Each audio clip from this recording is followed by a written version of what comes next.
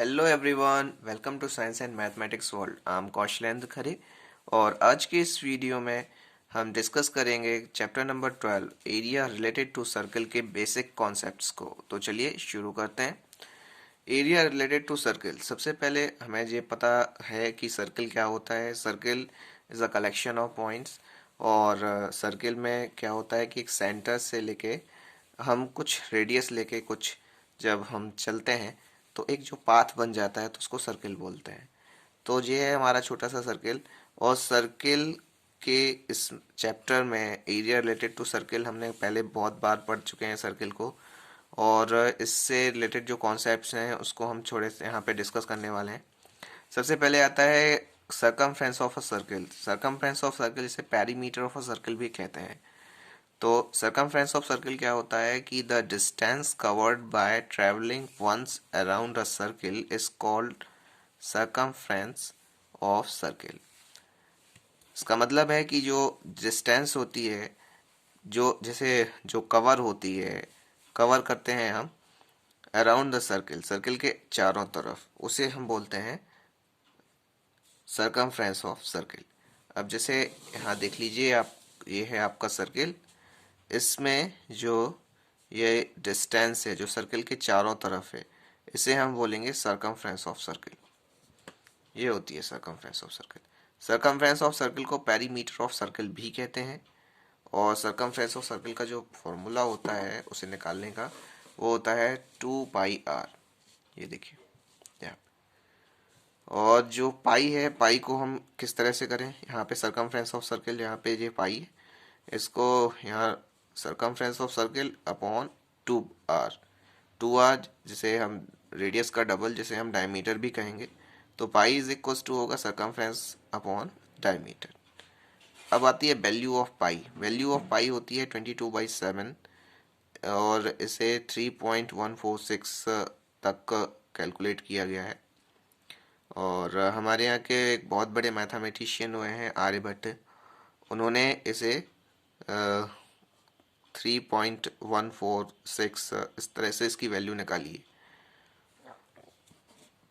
और जो कि आज भी सही मानी जाती है। हम जो पाई की वैल्यू लिखेंगे उसे हम 3.14 लिखेंगे यहाँ पे। तो पाई जो है 22.7 और इसकी वैल्यू हम कहीं कहीं 3.14 भी लिखेंगे, ये होगा। पाई जो होती है वो एक इरेशनल नंबर है। क्यों? क्योंकि जो इसका डेसिमल एक्सपांशन होता है वो नॉन टर्मिनेटिंग होता है, नॉन रिपीटिंग होता है। इसीलिए जो पाई है ये आपकी इरेशनल नंबर है। अब हम डिस्कस करते हैं, अब देख लेते हैं एरिया ऑफ सर्कल क्या होता है। एरिया ऑफ सर्कल होता है pi r square. Pi r square ये हमारा एरिया ऑफ सर्कल होगा। और अब ये यहाँ देख लीजिए, ये एक सर्कल है, सर्कल में ये सेंटर हो गया जिसका डायमीटर है, ये जो पूरी लाइन है जो जे पी क्यू, ये आपका डायमीटर हो गया। और ये होती है radius of a circle. Centre से लेके किसी भी पॉइंट में सरकमफ्रेंस को टच करती हुई जो कोई लाइन होती है उसको रेडियस ऑफ सर्कल बोलते हैं। और रेडियस ऑफ सर्कल की जस्ट डबल होती है, उसको डायमीटर ऑफ सर्कल बोलते हैं। अब जो आपकी एक सर्कल में इनफाइनाइट रेडियस ड्रॉ की जा सकती हैं और एक सर्कल में इनफाइनाइट डायमीटर भी ड्रॉ किए जा सकते हैं। ये था हमारा आज का कॉन्सेप्ट।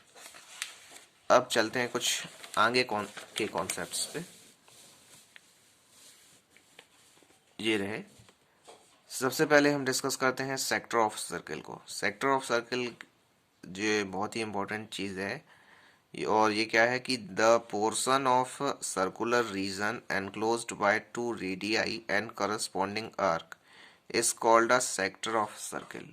तो सेक्टर ऑफ सर्कल क्या होता है कि एक सर्कुलर रीजन का पोर्शन होता है जो कि दो रेडियस से घिरा होता है, उसको हम सेक्टर ऑफ सर्कल बोलेंगे।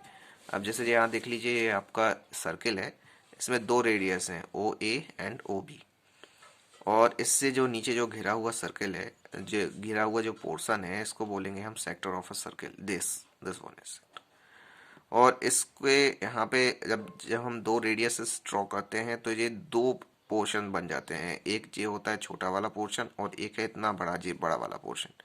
तो छोटा वाला पोर्शन होता है उसको बोलते हैं माइनर सेक्टर, ठीक है।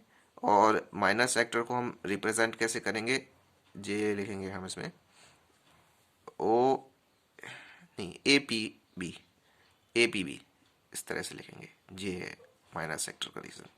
और मेजर सेक्टर का रीजन लिखेंगे हम ए क्यू बी, ये होगा मेजर सेक्टर का रीजन। अब आता है इसमें कि एरिया ऑफ सेक्टर क्या होता है। एरिया ऑफ सेक्टर जिसका एंगल थीटा होता है वो होगा theta upon 360 into pi r square, ये इसका फॉर्मूला रहेगा। अब देख लेते हैं हम सेगमेंट क्या होता है। सेगमेंट एक छोटा सा हिस्सा होता है, the portion of circular region enclose between a cord and a corresponding arc is called segment of a circle. अब ये देख लीजिए यहाँ पे ये सर्किल है एक ठो आपका, और सर्किल में एक ये ए बी एक कॉर्ड है, और कॉर्ड से एनक्लोज्ड एक छोटा सा जो एरिया है, तो इसको जो बोलेंगे हम सेगमेंट ऑफ अ सर्किल। अब जब हम एक कॉर्ड ड्रॉ करते हैं तो एक सर्किल दो हिस्सों में डिवाइड हो जाता है। जो छोटा वाला हिस्सा होता है उसको बोलते हैं माइनर सेगमेंट, और जो बड़ा वाला हिस्सा है उसे हम बोलेंगे मेजर सेगमेंट। और इसे भी हम लिखेंगे ए पी बी और इसे A Q B. A P B होगा आपका माइनर सेगमेंट, मेजर सेगमेंट होगा ए क्यू बी। और इसका है कि लेंथ ऑफ आर्क, इसका फॉर्मूला भी देख लीजिए। लेंथ ऑफ आर्क जो होता है जिसका एंगल थीटा है, तो उसका जो फॉर्मूला होगा वो होगा theta upon 360 into pi 2 pi r, ये फॉर्मूला लगाएंगे। और अब हमें एक निकालना पड़ेगा आगे चल के क्वेश्चंस में, area of segments of a circle.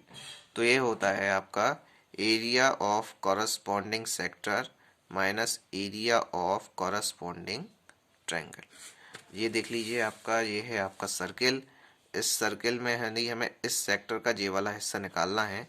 तो इसमें जो जे वाला हिस्सा है जिसे हम माइनर सेक्टर बोलते हैं, माइनर सेक्टर में से इस ट्रायंगल का एरिया जब माइनस कर देते हैं तो हमें इस एरिया का पता चल जाएगा कि ये कितना है, और इसी को बोलेंगे हम सेगमेंट का एरिया। तो इसे निकालने के लिए ये फॉर्मूला रहता है कि पहले उसका माइनर सेक्टर का एरिया निकाल लिया जाए और उसमें फिर ट्रायंगल के एरिया को माइनस कर दिया जाए। तो ये थे हमारे बेसिक कॉन्सेप्ट्स, इन्हीं से रिलेटेड हमारे क्वेश्चंस लगने हैं। तो हमारे चैनल को सब्सक्राइब कर लें आगे के क्वेश्चंस को जानने के लिए, समझने के लिए। मिलते हैं अगले वीडियो में। गुड बाय, जय श्री राम।